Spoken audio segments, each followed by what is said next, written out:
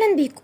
وصفتنا النهاردة معشوقة الجماهير صينية البطاطس بالفراخ. وصفة سهلة مفيش أبسط من كده. وصفة تنفع حتى للبنات اللي ما دخلوش مطبخ في حياتهم، وتنفع كمان للمغتربين. ويا سلام بقى لو يتعمل جنبها رز بشعرية، أو اللي بيحب ياكلها بالعيش برضه ما بتقولش لأ.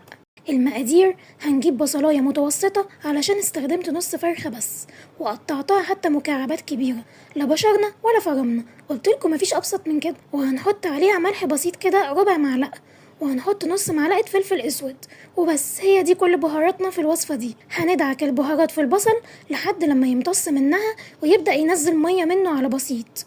وبعدين هنجهز من 4 ل5 طماطميات، وهنقشرهم ونضربهم في الكبة أو بالهاند بلندر. وحطوا كمية البطاطس اللي تناسبكم. أنا حطيت حوالي 3 ل4 بطاطسات متوسطين علشان طبخت على يومين. هنجيب صينية نرص فيها البطاطس، ونحط البصل ونقلبهم كويس مع بعض، ونحط عصير الطماطم، ونحط معلقة ملح صغيرة، ونقلب حلو، وندوق ونشوف عايزة ملح تاني ولا لأ، على حسب بقى رغبتكم. أنا بحب أحط ملح قليل في كل أكلي علشان الملح الكتير مضر للصحة. وبعدين هنحط الفراخ ونزود مية لغاية لما تغطي نص الفرخة، ونسقسق الفراخ كده من الصلصة كويس، ونحط على وش الفراخ والصينية قطع من السمنة البلدي، وتدخل فرن سخن لمدة ساعة.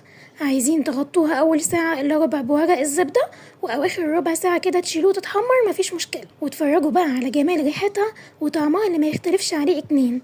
عايزة اقول لكم دي وصفة خالته حبيبتي، بحب جدا تعملها لي لما اروح لها. وممكن تتعمل باللحمة، بس هتحتاجوا الاول تسلقوا اللحمة لحد لما تستوي، وتحطوها مع البطاطس في الفرن تتحمر، وبدل ما نحط مية نحط شوربة اللحمة، ومفيش اطعم من كده. جربوها ومستنية آرائكم.